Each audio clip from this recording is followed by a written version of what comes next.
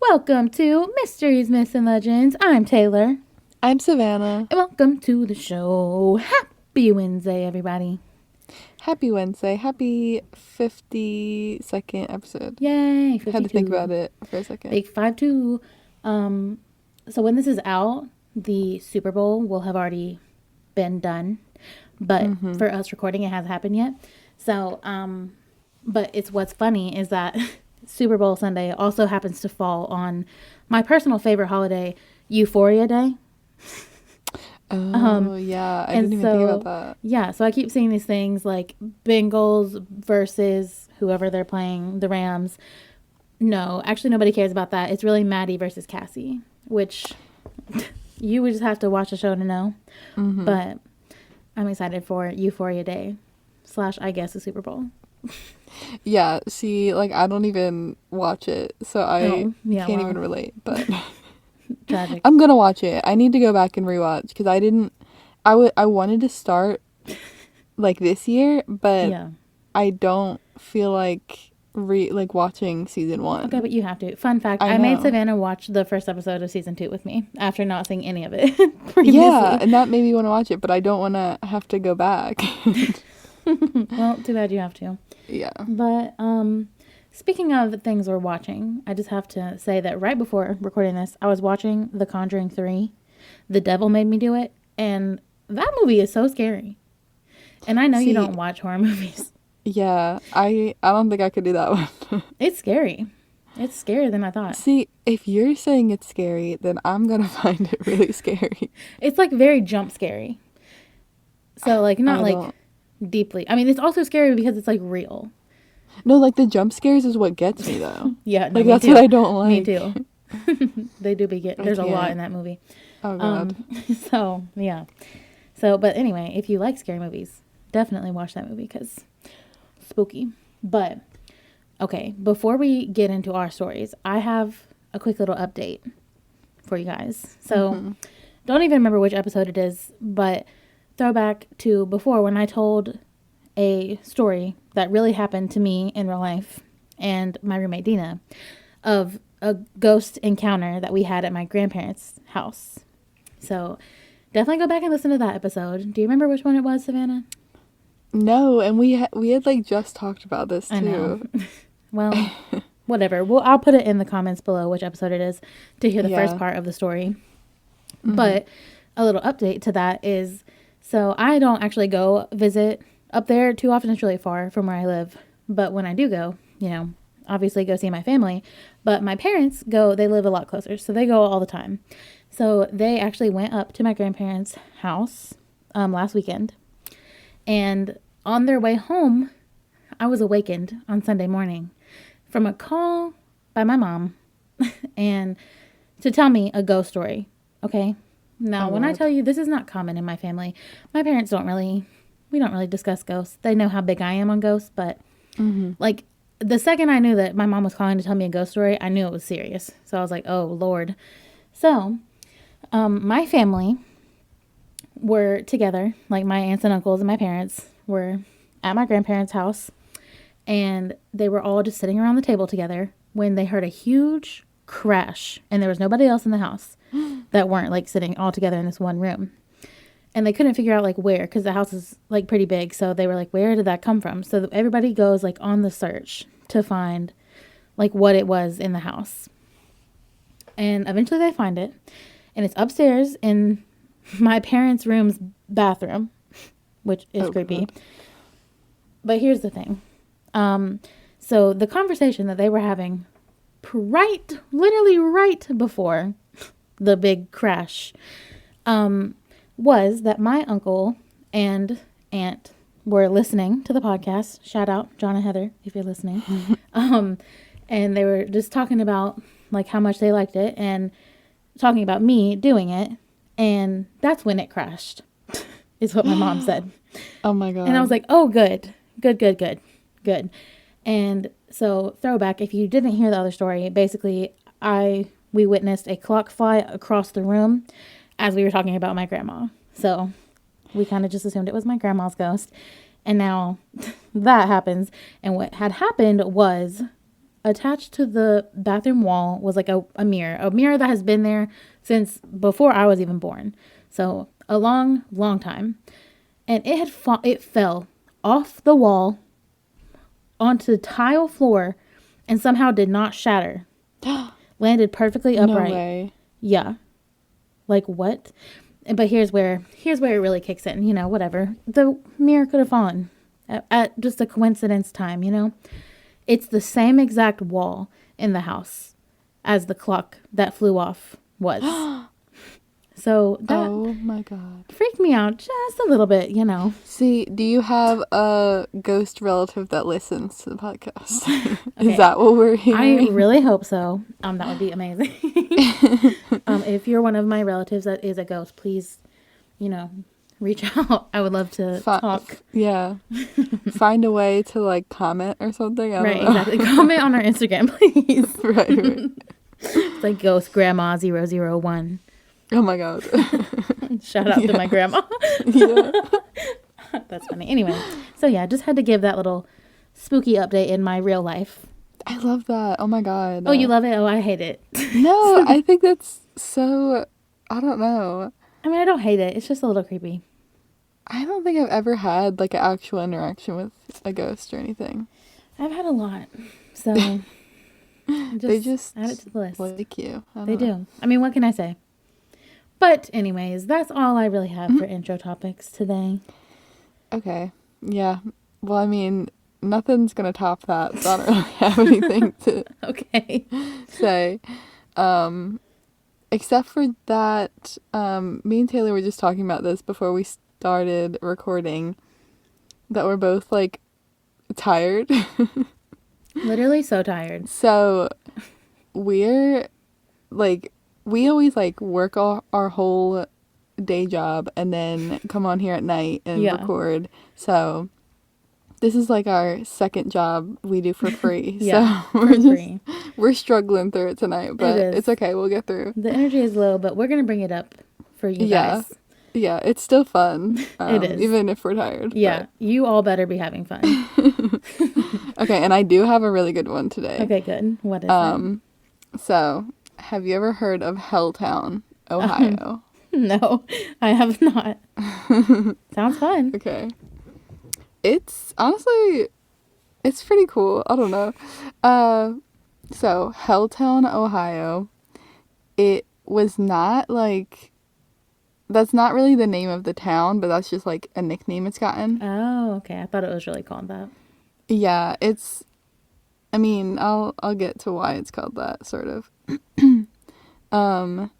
Shout out actually to this other podcast though. It's called Realm of the Unknown, and I listened to their episode on this. Mm-hmm. It was their episode 56, and they did like a good job covering it. So, ooh, shout out to them. So that was cool. And I like their artwork too. So they have artwork? Oh, you mean just for their podcast? Yeah, their like little podcast logo. So yeah, shout out to them. But anyways, this town, like I said, it was not originally named Helltown. It was actually Boston, Ohio. LOL, so original. Which is like, yeah. Honestly, both names, so original. I know. Boston, though, like, I don't know. I guess this probably came second because Massachusetts was settled first, right? Definitely. But I guess to not confuse it, I'll probably just call it Helltown. Of course. And not Boston because... Yeah, it would confuse me. Yeah, exactly. There's nothing that has to do with Boston, Massachusetts in this at all. So just to make that clear. Take note, everyone. Yeah. It is in Summit County, Ohio, which, I know where that is. Mm-hmm, of course. It is now actually an unincorporated community. Oh, don't know what that means. No mayor? Is that what that means? It's, yeah, so they're not, like, incorporated into an actual town. Mm-hmm. Lame. So, yeah. I don't actually know if that's lame. Yeah, I don't know. We'll get to it. So, the first settlement was made in 1820, but also I saw another thing that said 1806, So, I don't know, sometime back then. Okay. And there was like a sawmill that was built in 1821, a post office established in 1825 that remained open until 1957. So, like, they were just establishing their little town. And it was like a thriving community. After it was sort of built up and everything, not much really happened for a while until the 70s, where our story starts. But yeah, so like this was just like any random town in the Midwest, you know? But in the 70s, the United States was scared that like the forest land was disappearing. So the US government like began making new parks and like recreation areas around, you know, around the US. Yeah. But they did it using eminent domain. I don't know what that is. I'll explain it then. Okay. So, eminent domain is the power of the government to take private property and convert it to public use. Oh, that's messed up. I don't like that. I actually do now realize I knew what it was. Yeah. We don't like that around here. Yeah. See, I already said we're tired. See, you knew what it was. Yeah. Exactly. So yeah. They like they can do it as long as they pay the people for their property though. Yeah. So like that's a clause, like that's it's actually part of the Fifth Amendment. That you have to pay people for their land. You can't just steal it. Yeah. Which is, I'm pretty sure they used eminent domain to steal all the land from the Native Americans. Oh, they totally did. They so totally there's that too. They probably paid them like $1. I feel like that was before the Fifth Amendment. Oh, so they probably. Honestly, you're right. Yeah. Did you just hear my dogs barking? Yeah. Oh my gosh. Cuties. We're just gonna leave that in. Yes. Shout out to Loon Lagoon and Lux out there. They wanted to be a part of this. Yeah, they're barking out there. Okay. Anyways, eminent domain. So it's kind of messed up, but still, I guess, good that they're paying them. I guess. But unfortunately, like, I don't think they paid these people like the right, like, how much is actually worth. Yeah, of course they didn't. Definitely undervalued.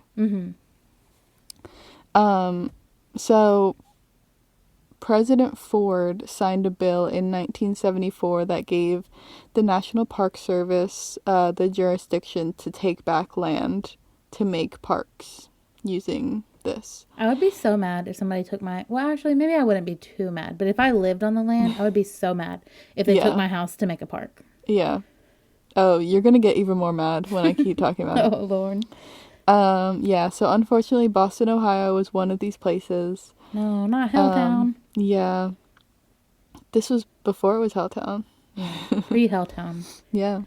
And they took, like, part of it anyway. I think there's still, like, a small area that is not part of the park that people still live on.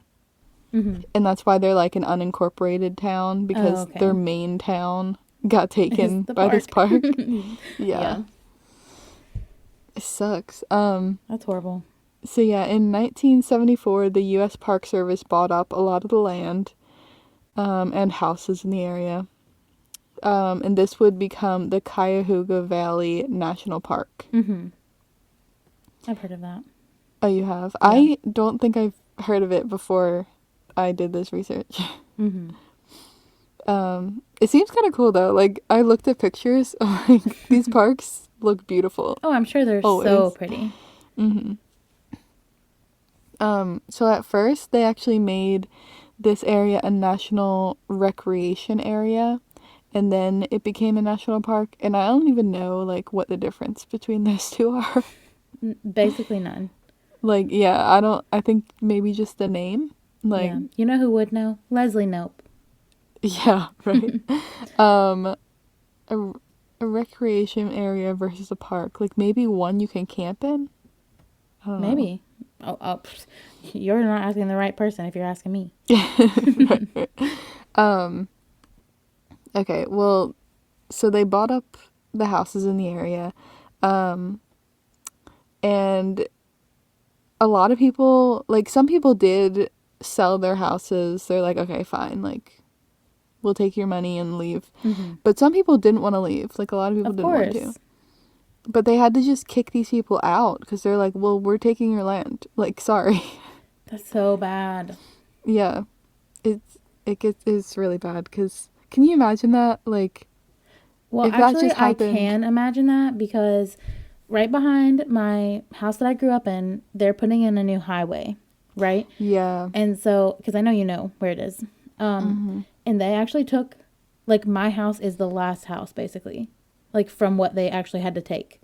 Which is pretty much, like, the same thing. Like, if they have to build a highway, they can take whatever, but they do have to pay you. Like, it's all literally the same thing. Oh, So yeah. that's eminent domain too? Yeah, and they did ask my parents if they wanted to sell. And my parents were like, no. Oh, wow. And technically, like, we're behind the line, so, like, we're safe. Yeah. So, thank goodness. But, yeah. So, actually, I kind of do. And my parents were scared for a while that they were going to take it. Oh, wow. But they didn't, so. That's so messed up. Like, I feel like... Right. You don't really hear about it happening that much. I know. But it does. It's crazy. And, like, all the houses, like, around me, like, I've driven past, like, my whole life are, like, empty now. And, like, they haven't knocked them down yet for the road because they're, like, still building. Like, yeah. They have a long way to go. But, so they're just, like, empty houses now that people used to live in, which is just Yeah, and so see, crazy. that's the thing with this town. Like, these people lived here for generations. Like, they were founded in the 1800s, like I said, and these families had, like, lived there for generations, and, like, it was, these houses were, like, passed down and stuff, and so sad. They just had to leave. Horrible. So, yeah, sad. And as these people were leaving, the government, like, they would come and put signs on the doors that said, like, no trespassing and stuff. And on one of the houses, as the people were leaving, somebody wrote, and this, like, yikes, I don't really know how I feel about this, but they said, now we know how the Indians felt. Oh, yikes. Okay. Yeah. Big yikes, but I mean, like... Which is, like, it's in the 70s, so it's, like... Yeah, I mean... We're not being politically correct, I guess. Of course. Not back then, no. But... Like, I guess right. they're right. Like, they're getting kicked out of their homes. Yeah. Not in the same way at all. Not at all. But I guess a little bit similar. Anyways, so, yeah, people, like, wrote graffiti on their houses and stuff. And honestly, I would do that, like, too. Because they were like, why does it matter? That would be kind of fun. That would be, like, the only fun part of all of it. And then there were, like, no trespassing signs on all the houses, and anybody who stayed was considered a trespasser or, like, a squatter. Wow. They closed the roads in. What? So it's just, like, they had you no can't choice. even drive in. Yeah. And I guess, like, all the grocery stores and stuff, like, they closed down, so this is not a town anymore, you know? That's horrific. Yeah. Yeah, you can see how it turns into Helltown because it's, like, an abandoned town. So they really didn't even have a plan for this town. Like, as the Park Service took it, they didn't really do anything with it for a long time. That makes me even more mad. I know. Yeah. Like, are you kidding me? Yeah. So after the town was left abandoned, stories started to circulate about how this abandoned town was haunted or had, like, any number of cryptids or legends, myth, like, everything. What? There's so many different stories that came out of this. So let me start with one.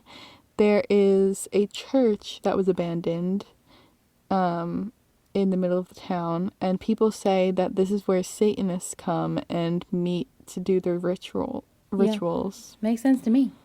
Yeah. And see, this is where, like, it's kind of confusing because there's a church that's abandoned, and then there's also a church, like, in the area of the town that's still in use. Oh, Interesting. Yeah, and the one that's still in use is the one people say is the Satanist one. Oh. Because it looks like it has upside down crosses. What? But like really, if you look at it, like it does sort of look like upside down crosses, but they're just decoration. Okay, decorations of upside down crosses in a church, though. No, but it's just like the banisters. Okay. Like just That the still way the seems like something they wouldn't really do, like on purpose. No, I weird. mean, I don't know. The way the architecture is, like, I didn't even notice it unless somebody pointed it out. Okay, true.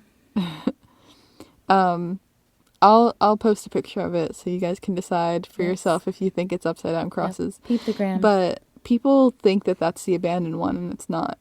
So that's really funny. There's that.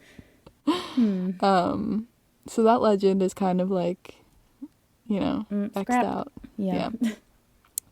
But to add to the legend of like the whole town, in 1985, the Park Service, they acquired the dump in the area. And rangers visiting got sick and covered in rashes. Oh. And it was found to be like highly polluted with toxic chemicals. Yikes. That's a big old yikes right there. So it became a super fun site. Do you know what that is? No. Super fund. I thought you said super fun. Yeah, that's why I sort of had to enunciate there. Okay. Fund with a D at the end. A super fun site is where the government, like, they come and clean up the area from pollution. Interesting. I thought you were just like, we're at super fun site girlies. Like, yeah, it's super fun. Super fun. Cool. No, I actually did like projects on like a research project on super fun sites in when I was at college. Really? Interesting. Yeah, for my environmental science degree. Shout out. Yeah, I was like really into it because I was like, ooh, these toxic places, like that's so cool to me. No, that is cool. Like that's really cool. Wouldn't want to be there, but right, exactly. I mean, after. How this relates to the next legend is that people say mutants were created from the toxic material. I was going to say zombies. Same thing, pretty much, yep. Mm-hmm. So people say that there's mutants roaming the area. And then there's one specific mutant that is the peninsula python. Ew. Oh, no. Absolutely not. Yeah, and he's a giant snake monster. Oh, good. Good. Who will prey on anyone who drives through the park at night. Drives? Oh, no. I guess there's an area where you can drive in this park. Guess I'm not doing that at night. Yeah. The big snake can't get me.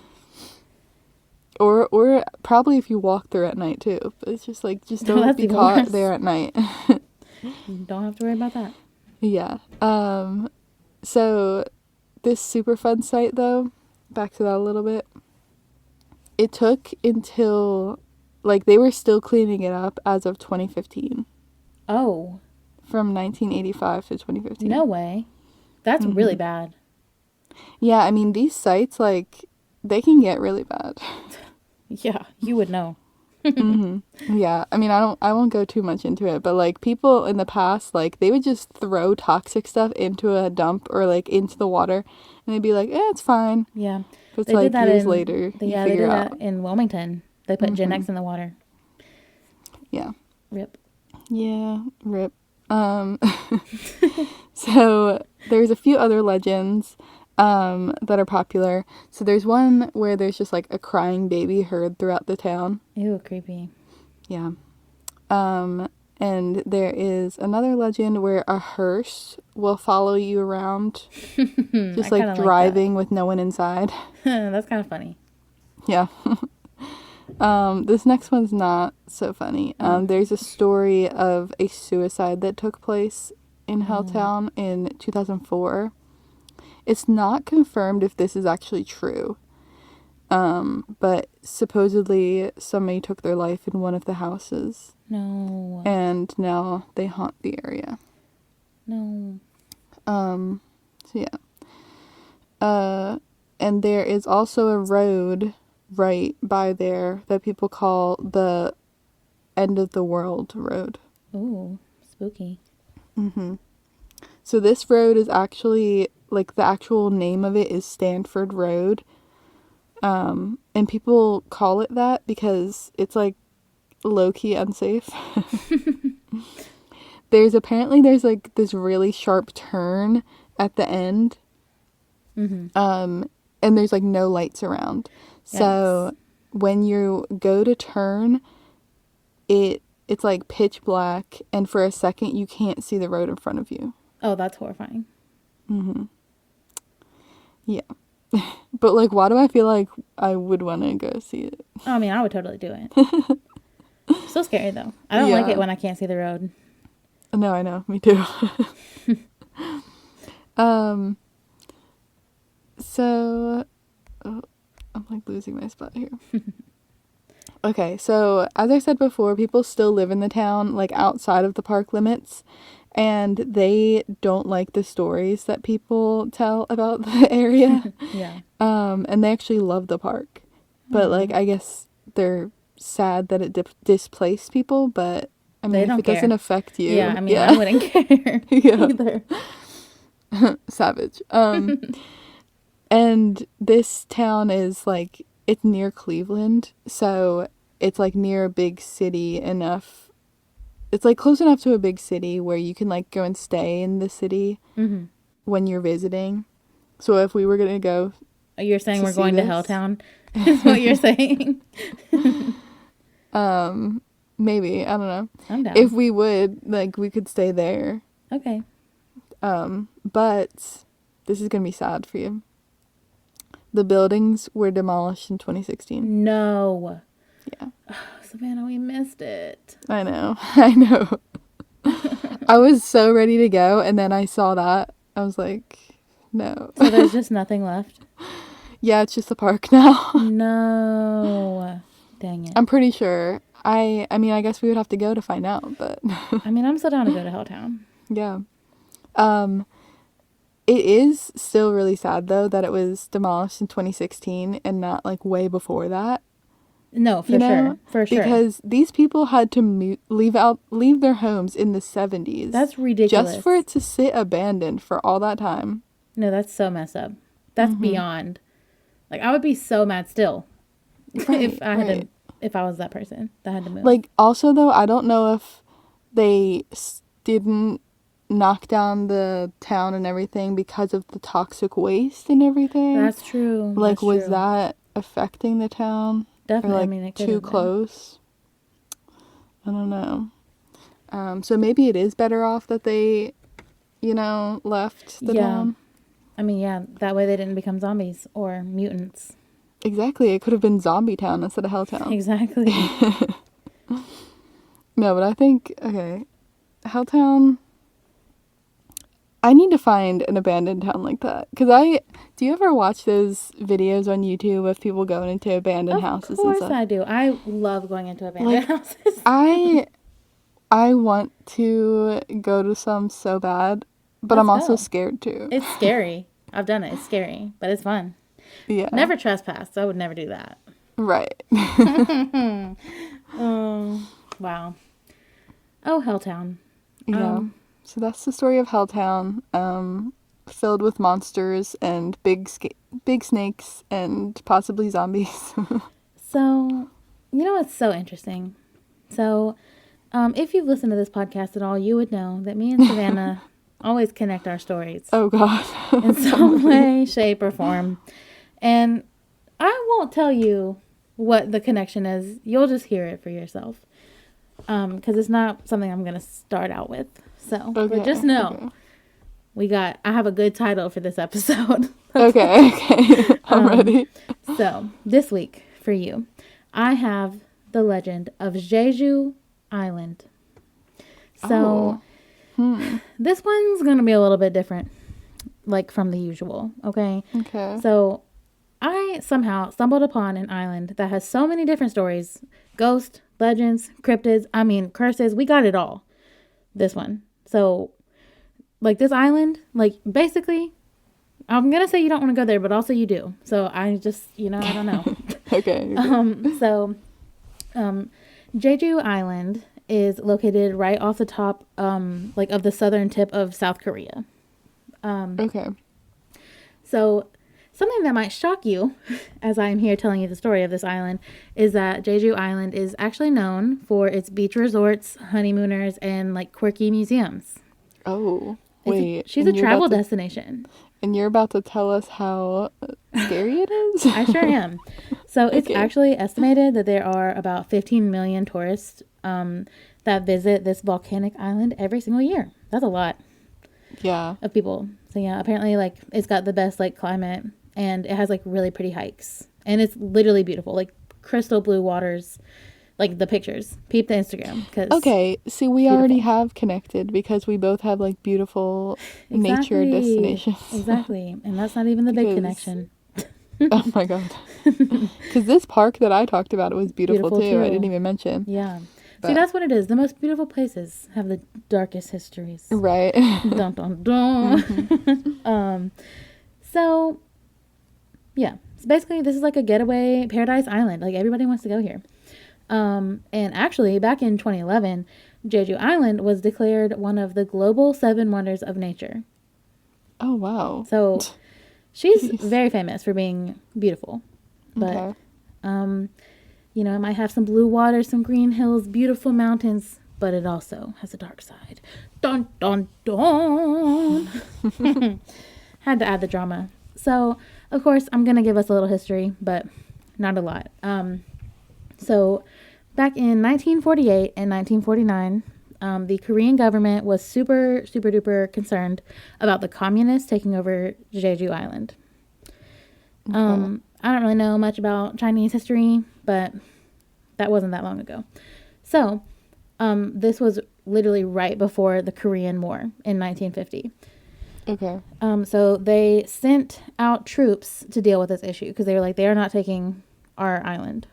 The communist. So they sent out troops to, quote, deal with the issue. And we don't actually know for sure how many people were killed, but it's estimated to be between 15 and 30,000 people died on this island in this war. Oh my God. And most of them, like not most of them, but including many, many women and children, like who just like lived on the island, were killed. Oh my God. Yeah. Like, so that's super messed up. And that didn't even happen that long ago. So yeah, we're already off to a bad start here. Literally there were entire villages on the island that were just completely massacred, and some people were actually like kept alive and tortured for information. So very, very bad. So as the people of the island like started realizing like what was happening, like that people were being killed and taken hostage, some of them tried to run to the mountains and like hide in the caves as a refuge, because apparently there's like tons of caves. Mm-hmm. But sadly the Korean army found them in the caves too. So like there's like a bunch of like bones in the caves too. Oh my God. Like this is like so bad. It's bad. Yeah. So, but even the Jeju International Airport has a history with this horrible tragedy massacre that happened. So literally right beside the main runway of the airport, there's a mass grave that holds 388 bodies from this massacre. Literally right beside where you're taking off or flying in from that. So like it's bad. So I'm not going to get into how horrible like this massacre was, because like some of the things that I read, like just completely unbelievable, like very, very sickening, to put it very lightly. Mm-hmm. But these people were absolutely tortured up until the very end. And it is said that 10 to 15% of the Jeju population were slaughtered in the massacre. Yeah. Yeah. So, that's a big percentage. Yeah. Like that's huge. So this whole situation is known as the Jeju Uprising. And since that happened, countless reports of ghosts have been reported, obviously. Because, like, you know, people died there. Thousands of people died there. So the ghost hotspots are really the caves and the hiking. spots, which is very interesting. I would be so scared if I saw a ghost on a hike. That's not really a place that I would imagine I would see or have a paranormal experience, you know? Yeah, you're like seeing all these beautiful sights and then they're like, boo. Like, yeah. Exactly. They throw a rock at you. Honestly, maybe. And some reports say that the ghosts are like looking for help while others are like really harsh, like kind of seeking revenge for what happened to them.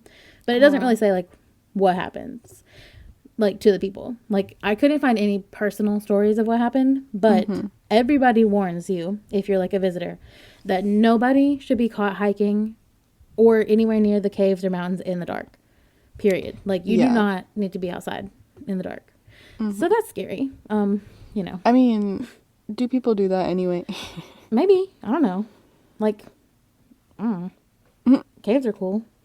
I mean, I wouldn't go in the dark, but who knows? Yeah. So another weird but super common report that people get or people report is that they say really weird noises that are described as animal noises, but like they said they have no idea what animal it could be ever. But like they said almost like barking, but like not barking. And that is just reported like on the daily. Like what is that? Who knows? I don't know. So there's definitely ghosties. Definitely some weird stuff going on in the caves. That sounds really weird. Just like barking, that's not barking. Right. Like what does that even mean? Like is it a demon? Like I don't know. Maybe. I don't know. So that's super strange. But as I said before that, so we got some ghosties, as I already mentioned. So that's the little ghost portion. And now I have here a legend for you. A completely different legend, but it has to do with the caves. So there's one very important part of the story that I have not mentioned to you about this island yet. Okay. It's a very extremely gorgeous place, but it's cursed with more than just ghosts. Jeju Island is plagued with snakes. Why did I know? I knew you were going to say the snakes. I knew it. So, welcome to the snake episode, baby. Really ready for the snakes. Snakes are, like, actually one of my worst nightmares. Like, actually, like, I'm not okay with snakes. So, this is just horrible to me. I think I'm fine with snakes. No, I'm not fine with snakes. Not fine. Not chill. Don't care. If it's a black snake, don't care. Gotta go. So, yeah. Let's see here. I lost my spot. Okay, so now I'm going to tell you the legend of why people think that Jeju Island is cursed with snakes. So, I'm taking us to a specific cage. No, I keep saying cage. Why? I'm taking us to a specific cave on the island called Sagul, which in English means snake cave. So, super original, you know. So, according to legend, here's where the similarities are really going to come in. A giant serpent used to live in the dark in a mysterious cave, and he demanded an annual sacrifice of a virgin, and that if they did not bring him a virgin every single year, there would be calamity upon the community in the form of droughts, powerful winds, and disease. Dun, dun, dun. Oh. So, it said that, you know, the villagers, they indeed yearly brought the big snake, his sacrifice. And some variations of the legend actually said that sometimes it would be virgins or sometimes they would eat the island's chief, like every 3 years. What? So who knows who the snake is eating as its sacrifice? Someone. That's crazy. But anyways, so this is the peninsula python's cousin. Right, yeah, exactly. Yeah. So, peninsula python. This is the Sagul Serpent. How about that? Oh, see? Yep. Interesting, it works. They're related. They are, of course. So, anyways, it is said that in the 18th century, aka the 1700s, a father whose daughter had been chosen as that year's, like, virgin sacrifice, he was like, oh no, it's not taking my baby. So, he was like, nope, gotta kill the snake. So he lured the serpent out of its lair, out of its little cage. No, what is wrong with me? Cave. See, I was like ready. I I didn't even notice you said cage that time. I can't. It's a cave, guys. Every time I say cage, I mean cave. Okay, we get it. I don't know what's wrong with me. Anyway, so he lured it out of the cave and killed the big snake with an axe. Very easily. Not easily. It was a long story, but I just shortened it. Yeah. So he ended up chopping it into a bunch of pieces and placed all the pieces of the snake's body into a large kimchi urn.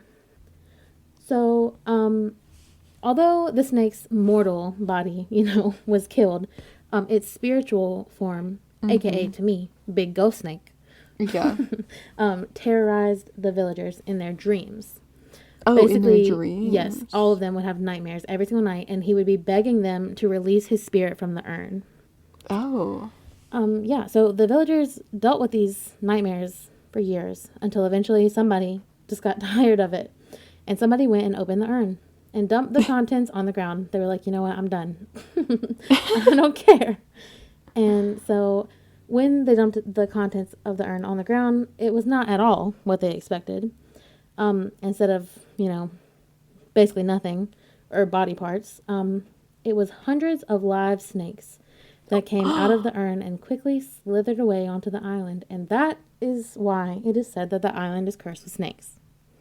Oh my god. So creepy. Okay, see, I said that I was fine with snakes, but if that happened, if I opened it and then there was just like a million snakes, I would not be okay with that. No, who would be okay? I feel like not even the most snake-loving person would be okay with that. Yeah. So, and apparently today there sits a monument near the entrance of this snake cave and literally is like commemorating this story so that can be remembered forever.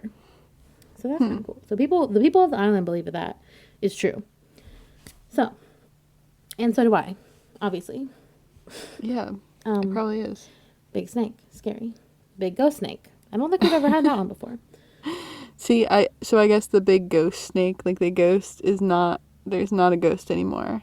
It was just in their dreams for like that time. Yes. Yeah. Okay, so now we've had ghost, we've had big snake ghost, and as if I haven't already said this enough, yes, there's more. So on Jeju Island, there are also spirits that are called Mulguishin. Who knows if I'm saying it right? I'm sorry if I'm not. Okay. But that translates to water ghost, which we know quite a lot about. So the island obviously is an island, so it's surrounded by water, and it has a huge like fishing economy. So, there people have ended up drowning, off the side of the island, as many people do, like on the island, I suppose. But the thing is, sometimes, I guess there's like an abnormal number on this island of who have drowned off the side, and sometimes it's accidental or sometimes it's by suicide. So apparently it is said that these water ghosts are the scariest ghosts on the entire island. And so the ghost... See, it's always like the places that have water. They just have to have a water monster. Something about the water. Something. Man, people really don't like water. I don't know what it is. But these ghosts were special. So when these ghosts could actually, although they were water ghosts, they could come out of the water too, which is creepy. So, and they kind of like turn into real people, like, or at least like what we could see as real people. But they can be recognized because they have extremely pale skin and constantly wet clothes, which I think is really funny. Yeah. But that could even be explained, like if it was raining, and somebody would just stayed inside a lot, could be pale and wet, who knows. But apparently like a really marking feature is that they have unnaturally long arms. Okay. And so when they are in the water, they use their long arms to catch any wary people and drag them down into the watery grave with them. What? Yeah, and so it's also said it's not wise basically to go anywhere on this island after dark, but definitely not anywhere near the sea, or else you will find yourself with a deathly pale hand wrapped around your ankle, pulling you down into the water. See, I'm already scared of the dark, and like all these things that say like don't go out at night, like I already know. Like, I'm not going out at night. Yeah, right. Yeah, but like these water stories that we always tell, it's just like it's gonna make me scared of water too. I know. See, but like, I got something that's worse for you. Worse? So, even worse. So these water ghosts, or the Mulgushin, are typically found in the sea around the island, as I said. But they can be found in any body of water, including bathtubs. So it is also said to avoid taking like nighttime showers there. Are you serious? So maybe if you live on Jeju Island, let's just be morning shower people. Because I think you have no other option. Unless you want to go down with the water ghost. That's just, oh my God. I know. Like, if you have seen the original It movie, which I know that you have not, Savannah. Yeah. But there's a scene where it comes out of the shower drain, and it has cursed me and haunted me since the first time I ever saw that movie. And it's so scary. And that's exactly what I imagined. But this time it's worse because it's creepy ghosts with super long, pale arms, like in the water. Yeah. And see, that reminds me of like when you're a kid and you think there's a shark in the pool or something. Exactly. Ew. But this you probably can't go swimming in a lady. pool at night either. No, probably not. Like, no body of water is safe. I'm like, is even a sink? Who knows? A toilet? I don't know. Unsure. So, moving on. Got 2 more things for you. Crazy things that happen on this island. So, shamanism is highly practiced on this island. And it's really an important part of the island's history and life, especially amongst the older people there on the island. So, in case you don't know, a shaman is somebody who is believed to like act as like a kind of like a mediator between like the living world that we live in and the spirit world. Okay. So as a part of shamanism on the island, there are approximately 400 shrines on the island where worshipers will go to like leave offerings of like fruit or rice or like other goods like cloth or whatever, anything really. And so I added this to my story because apparently these shrines are said to be inhabited by grandmother spirits. Oh, I know. And so it's not really said why. I guess maybe they have like a matriarchal society. I don't really know. I couldn't really find anything. But people have also said to like see like old little Korean grandma people standing next to the shrine. So like they've seen the grandma ghost, which is just so cute. But it's so funny because the site that I found this on said that this might not seem too scary at first to see like a grandma ghost. But if you've ever seen an angry Korean grandmother, you would know that you should be scared. Which I just thought it was just cute. Yeah. But yeah, so apparently the shrines are also haunted. It's just not a scary ghost. See, that just reminds me of the ghosts that your grandma. Oh yeah, my grandma ghost. Right. I know. Except for mine, maybe she's scary. She throws clocks. I don't know why she's doing that. She's trying to get my attention. She's being violent or something. I know. Like, what is going on? But, okay. Back to the story. Last, but most certainly not least, is the most popular tourist destination on Jeju Island, and it is called the Mysterious Road. So, we got a mystery as well. This story, I feel like, just encapsulates mysteries, myths, and legends perfectly. You gotta hit them all. Exactly. So, it's called the Mysterious Road. Apparently, sometimes Ghost Road, but it has nothing to do with ghost. I think, like, mysterious and ghosts are just probably close to the same word in whatever language. But, yeah. So, apparently, this road looks like a completely normal road, but if you try to roll a ball down, because it's like a downhill, uphill road, if you try to roll a ball downhill, it will reverse and go up the slope of the road. Oh. And apparently, it's not just balls that roll up the road, like literally any object, like liquid, vehicles.